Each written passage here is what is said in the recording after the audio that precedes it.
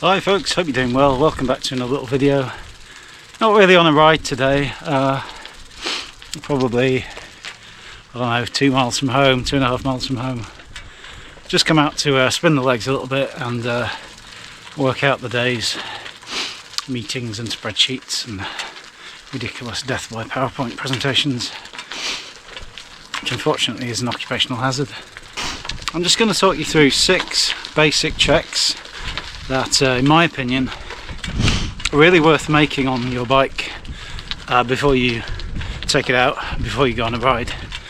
And for me, that gives me a bit of assurance that my bike's safe when I'm out on the roads or the trails. So I think the first thing is less of a specific check and more of a, I suppose, a general action or activity. And I would recommend every single time you're going to take the bike out, and even before you get ready, do a visual check. Give your bike a visual once over, and quite often you'll identify a few things that need to be done. So maybe the chain needs oiled, you might see some obvious issues like frayed cables that might not necessarily prevent the ride that you're about to go on, but you can make a mental note to kind of sort that out in due course.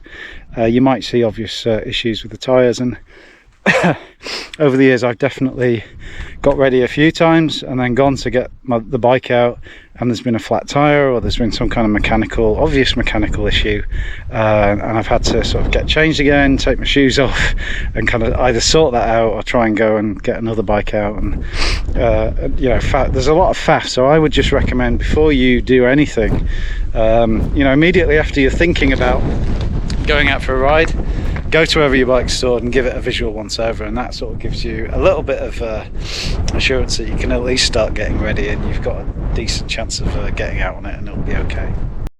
Check number 2 is to have a look and make sure that your headset is good, and that's this area of the bike. It's basically how your forks feed up through the top tube and come out, and where you attach your stem and your handlebars.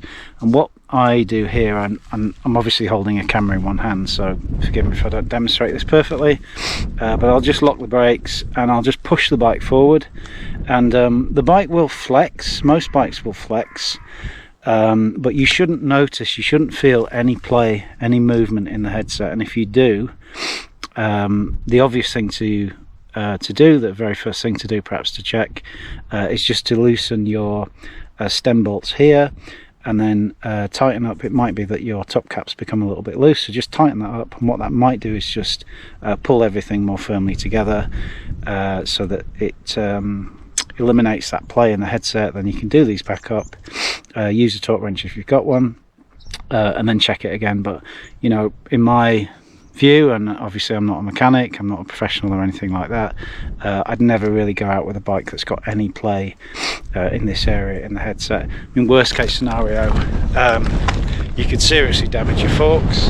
If you've got like carbon forks or something like that, you know, you could be looking at potentially snapping your forks, and that just doesn't bear thinking about. And for the sake of a 10-second check, yeah, I would always make sure your headset is in good order. So that's check number, or tip number 2. Okay, check number 3 is your brakes, and again, I've no idea if this is the right way of doing it, but what I tend to do is I'll just depress the front brake, and using both hands, obviously I'm not here because I'm holding a camera, I'll try and push the bike forward with a lot of force, and I shouldn't be able to turn the wheel or rotate the wheel forward. What I want is that wheel completely locked, not moving at all. Probably the back end will raise up, and that's just a quick 101 check to make sure that my brakes are reasonably close to 100%. And if you do that, you depress the lever and you can roll the bike forward at all, and that wheel is rotating. It suggests that your brakes need adjusting. You might need new disc brake pads if they're disc brakes, or what would you call it, rim brake block, what are they called, brake blocks. But I would never ever go out on a bike where, you know, I'm depressing the brake levers, I'm putting a lot of force through the bike and I'm able to rotate the wheels. That really suggests that it shouldn't be ridden. The brakes need to be adjusted before you go out. Check number 4 for me, and these are in no particular order, of course, it doesn't really matter, refers to or relates to your bars and stem, and it's just these bolts that secure your your stem to the top of the fork, and obviously your bars to the stem. And it might be because periodically I'll make adjustments, and you know, I do muck around and swap stems and use different lengths and different kind of, what would you call them, angle stems. But I'm very conscious, perhaps through doing that, of just how important it is that this is secure, and for the sake of, as I said again, just for the sake of a quick check with a multi-tool, just making sure none of those bolts are loose, and if they are, just making sure they're nice and tight, tightened to the correct torque if you've got a torque wrench. That again just gives me a little bit of security, knowing that the front end of the bike is properly solid, and I'm not going to be bombing down a road or a trail, turn the handlebars and the wheels don't turn with the bars. That again just doesn't bear thinking about. So yeah, fourth check is handlebars and stem, and just making sure those bolts are fully tight. Okay, check number 5 for me. I'm going to be really honest here, and I'd be really interested to hear if this has ever happened to any of you, but I've had 1 or 2 occasions in my sort of cycling career, you know, and excluding mucking around as a kid on my 3-gear grifter and BMXs and stuff, this is probably, I don't know, 35 years or so of cycling.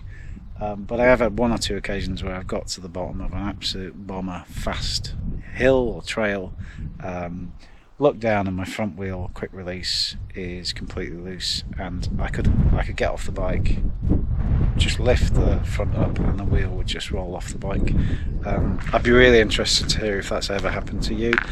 But as a consequence, one of the things that not only do I always check this before I go out the door, I actually, and you might see in some of my video edits, there's always a break between getting to the top of a hill and the descent.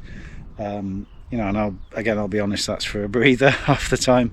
But one of the things I always do, if I know there's a really, really fast descent where, you know, I'm really going to let the bike go, there's a good road surface, conditions are good, I'll actually stop at the top of the hill and check the dropouts. So I'll do this even for through axles, even though I guess it's well, actually I don't know for a fact, but I'm assuming it's less likely for through axles to work themselves loose. But I'll always check the dropouts and the quick release just to make sure that they're really, really solid, and the wheels are really, really secure and in place. And again, just from a little bit of prior experience, it really doesn't bear thinking about coming, you know, a wheel coming loose when you're doing, you know, serious speeds down the trail or down a hill. So yeah, my 5th check would definitely be before you go out the door, just check your dropouts. And you know, sometimes if I'm transporting the bike by car, when I get home and I take the bike out of the car, if I've taken the front wheel off, I'll just loosely put it back on because I'm knackered and I want to get inside and get some food, etc. You know, and I don't always remember the day after to go back and sort of properly put the wheel on, but what I do is always check the dropouts before I go out the door. Pretty much do that. Well, I do that 100% of the time actually on all my bikes. And the very final check, so check number 6, I guess is the obvious one. It's probably the one that most people are most likely to do, but that's just to check your tyres. And you might have picked up things in the visual check, like, you know, clearly needs a bit of air, or there's obvious sort of, you know, gashes or issues with your tyre.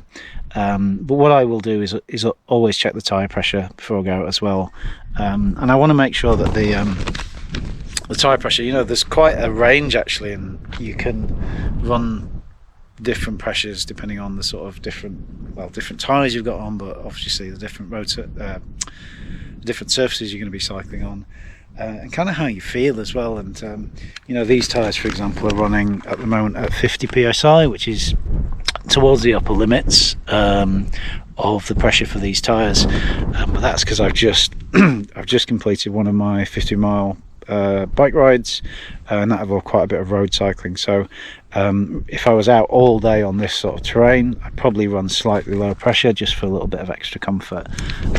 You know, on my road bike, for example, I run Schwalbe marathons with tubes at 70 psi, which is reasonably low actually, but it just adds a little bit of extra comfort for some of the sort of slightly crappy road surfaces that I deal with on some of my rides. So again, yeah, just check your tyre pressure, and you can, so obviously need to check your wheel tube and tyre manufacturer guidelines. Obviously I'll put that caveat in, and I'm not a mechanic, but there's quite a lot of room to manipulate the tyre pressure depending on, as I said, the sort of riding you're doing and the sort of levels of comfort that you have on the bike. Tyre pressure can make a big difference to the sort of feel and the quality of your ride.